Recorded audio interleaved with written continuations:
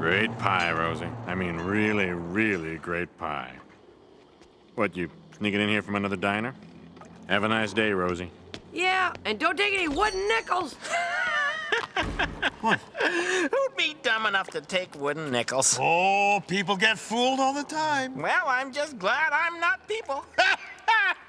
Right, like you can't get fooled. Nobody can fool me. Yeah, anybody can fool you. Oh, yeah? Go ahead and try. Okay, shh. Don't tell anybody how dumb he is. Don't you tell anybody how... Need I say more? I wasn't ready.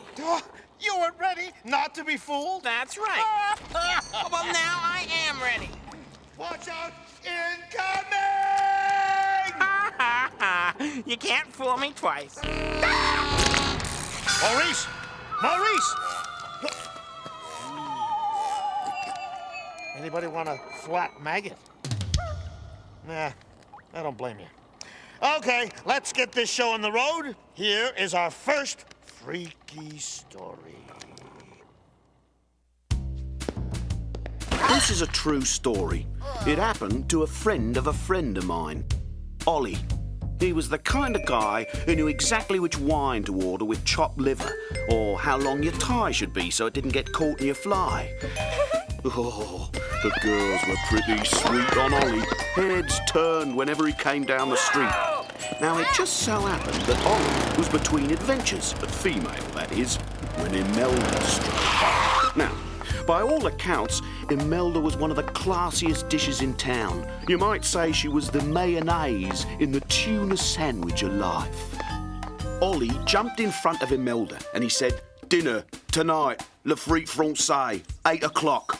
Imelda paused, and then she smiled that smile she had, and down the street she strolled, not looking back even once.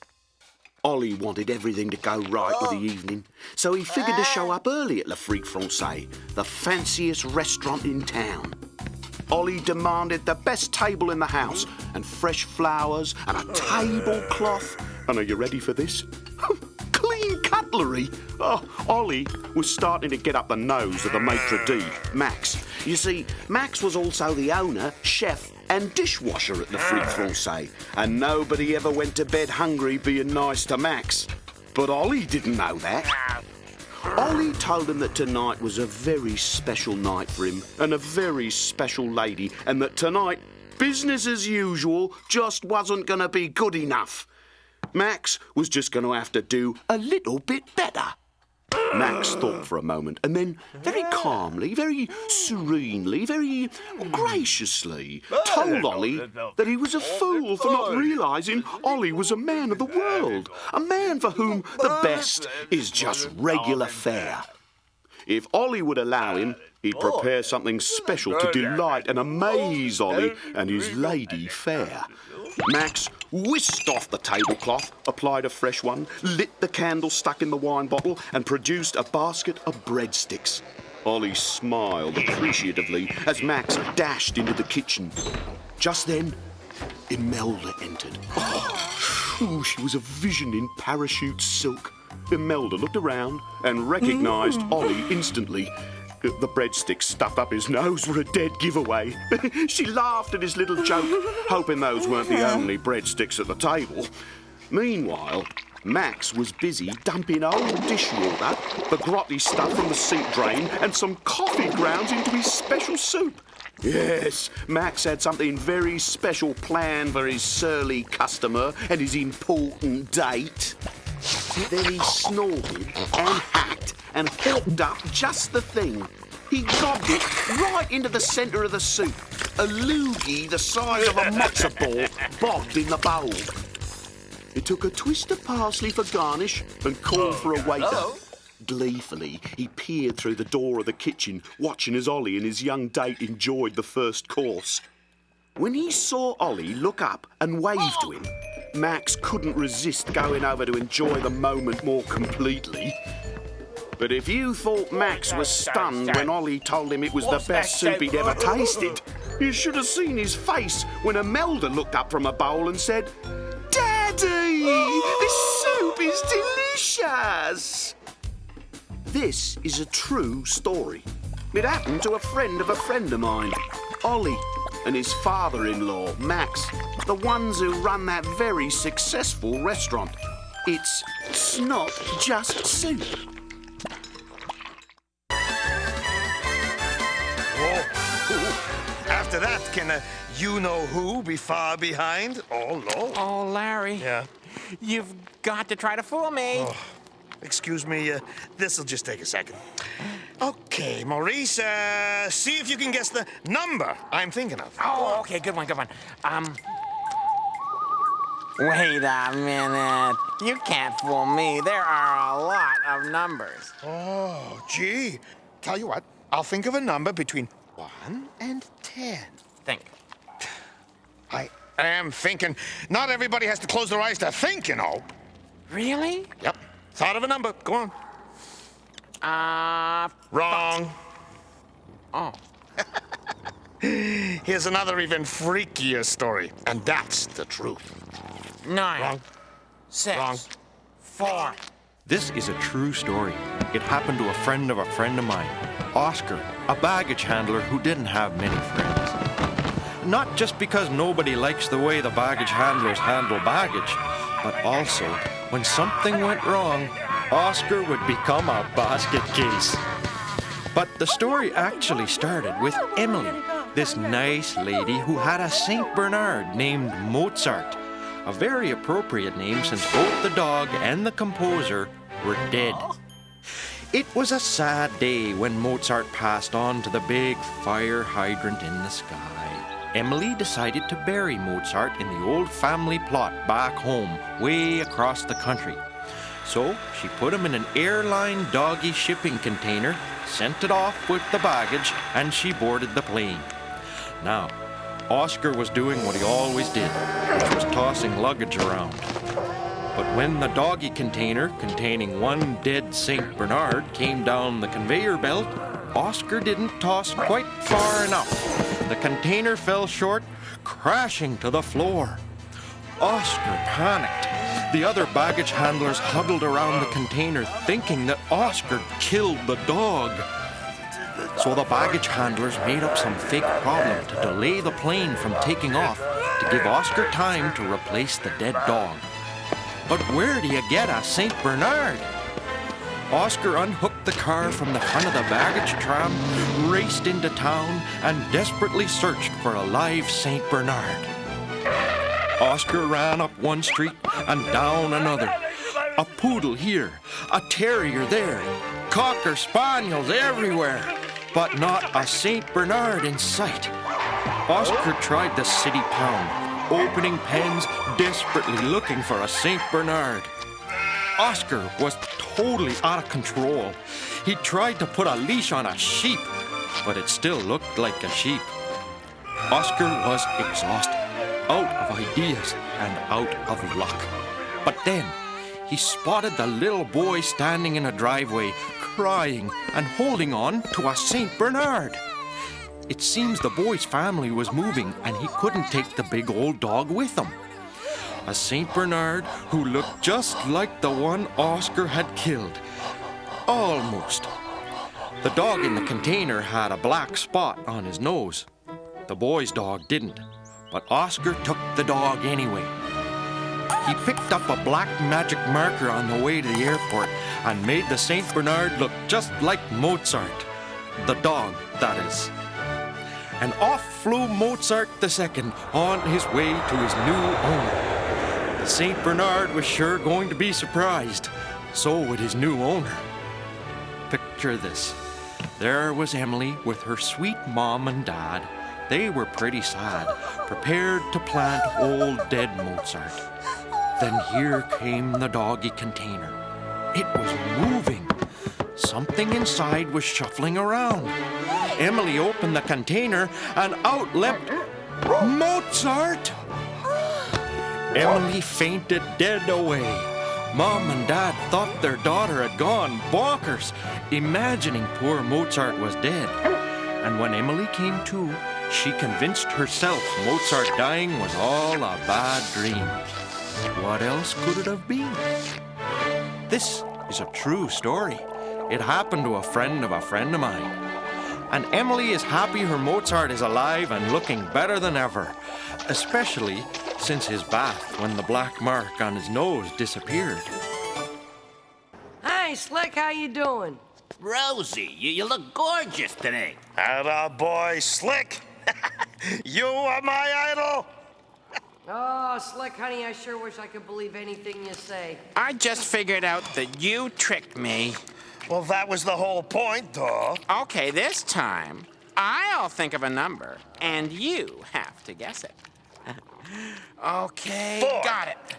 Huh? Huh? That's amazing. Later. How does he do it? Yeah, I've been running the shell game down on Maple Street. You know, the mark has to guess which shell the pea or whatever is under. Only there are peas under all the shells, so when the guy says it's under one, I show him it's under another. Hey, Maurice. Oh. What's going on? Oh, I'm just surprised you didn't try something like I don't know, that shell game on me. You know, to fool me. You won't give up, will you? I guess you're just afraid you can't fool me. Okay, you want the shell game? Yeah? I'll give you the shell game. Be right back after this story. He wants the shell game. This is a true story. It happened to a friend of mine, a guy named Frank. Now, Frank ain't what you'd call a rocket scientist. You could say he was a couple of clowns short of a circus. So, one day, Frank's wife had an urge for a navel orange. She was pregnant again and had all kinds of urges. She asked him to go to the store and get her an orange and some other stuff. Okay, so there's Frank, standing in the cereal aisle of the store reading labels on boxes. Frank's wife told him to make sure he checked the salt content of every cereal, because if there was too much salt, she'd retain water. Frank didn't know exactly what that meant, but it sounded ugly. He was concentrating so hard that he almost didn't see the little old lady next to him. "Would you be a dear and read this for me, Sonny?" she asked. "My eyes aren't what they used to be." So Frank read the label for her. "You're such a nice boy," she told him. Then she stared at him and said, "Thank you for your help," and was gone. A few minutes later, Frank was in the produce section looking for a good melon. Frank was knocking on his cantaloupe to test for freshness. "Excuse me." He couldn't believe it. The melon was talking to him. He was so shocked, he dropped it on the floor. Frank was really embarrassed, and he turned around to see if anyone was looking. And there was that old lady again. "I'm sorry if I startled you," she said. "Oh, it was you." Frank was relieved he wasn't hearing melons. The old lady was just staring at Frank. "Do I have something on my face or something?" No, it's just... Never mind. Sorry I bothered you," she said, and quickly wheeled her cart away. Next aisle over, Frank was trying to choose toilet paper. 2-ply or not 2-ply? He was really getting confused when there she was, staring at him. Frank was really getting the creeps, so he quickly steered his shopping cart around a display of pretzels and made for the frozen food section. He figured he'd be safe because it was way too cold for her old bones, but there she was again, giving him that stare. Frank pulled his cart into the checkout line, but the old lady got there first. "Pardon my staring," the old lady said. "You staring? I didn't notice." Frankie was trying to be cool. But then she started crying. "You look exactly like my long-lost son." Phew, she was just a sad old lady. "It's okay, lady, I understand." She kept on crying and crying. "You look exactly like him. Would you mind doing a poor old lady a favor?" "Anything," Frank said. This was really embarrassing. She asked Frank if he'd say goodbye, Mom, to her as she left the store. "It would make me feel so much better." Frank felt so sorry for the old lady, so he yelled out, "Goodbye, Ma, see you later." The "see you later" was his own idea. The cashier finished totaling Frank's bill. "That'll be $210.65. Frank said there must be some mistake. The only thing on his card was a box of cereal and an orange with a funny dent in it. "Your mother said you'd be paying for hers, too." This is a true story. It happened to a friend of mine. And Frank's wife doesn't send him out food shopping anymore. They can't afford it. Okay, Maurice, you got the shell game. Well, this looks like it's going to be easy to fool me. Okay, now look at this. I cover the grain of rice, see it that there, with the shell. Okay, now watch closely. Wait. I'll be right back. Reading glasses. Okay, watch closely.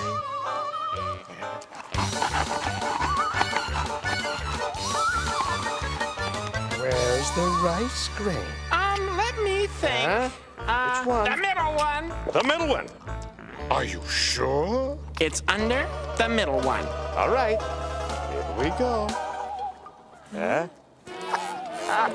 But Slick said... Show me the other shells. What? I want to look under the other two shells. Are you sure? Let me see. There. Yeah. But there's supposed to be a rice grain under all the shells. Slick said so. Which is why the moral of the story is never believe a guy named Slick. All right, fine. Ha, ha, ha, ha, ha. You fooled me. You fooled me this time. But I'm going to get you next time, Larry. Because the cockroach ain't been born that can outwit this maggot. Oh, man. There's one born every minute. Hey, you know what? Let's have another story. This is a true story. It happened to a friend of mine. Jax loved the party scene. He was a club kid. Boy, that guy could party. He was a legend. He had a day job during the week, bicycle courier. I guess he had to pay for the partying somehow. There was an added benefit, though. With all that biking, he was in great shape. And I tell you, the guy was always checking his look in the mirror, genetically bias-sculpted. You know, never hair out of place. And know what? It paid off big time. The girls were all over him. He left a string of broken-hearted secretaries across the entire East Side. Use him and lose him. That was his motto, which I guess brings us to our story. Jax caught wind of the non-stop party up on the colony, New Macau. Word had it that Macau was the place to be. So he buzzed Willie and the Troll, and they hopped the Big Bird to Party Central. Jackson Company hit the club district like a house on fire. They were hot, and they knew it. People were calling to them from the doorways, you know, like, hey, you guys, why don't you come on in? The big debate was which club would they honor with their presence. And so that's when Jax saw her. She was watching a sucker's wallet being lightened outside this little expatriate place. She was a hot little blonde number. She do. Jack slid up to her in the crowd. What's a nice girl like you doing in a place like this? That's original, she said, cracking a funny crooked smile at him. He was hooked. You'll do. Come on. She danced her way past the gent engineer gorilla doorman with Jax in hot pursuit. He stood in the doorway of the club. Now, where'd she go? Then he saw her in the tangled mass of club kids and Jack wiring halfway across the dance floor. She was waiting for him, swaying with the crowd and smiling that smile.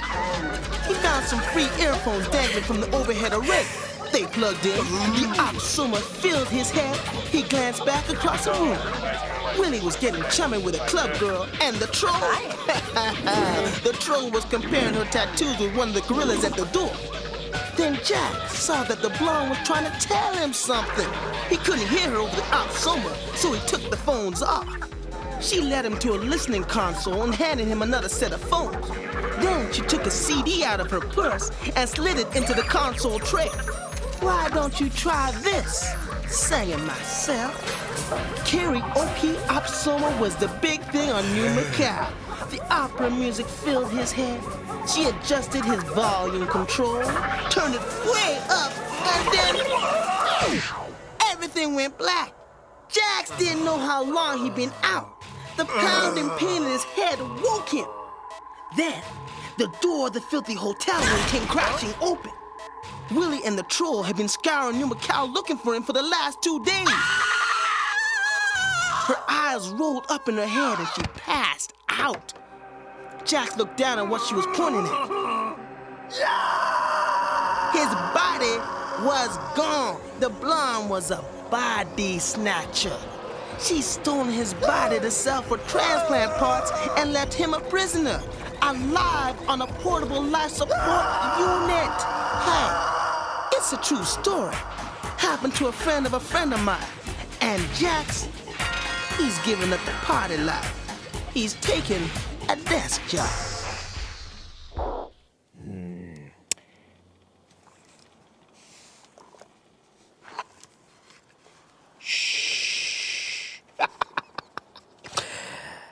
Later.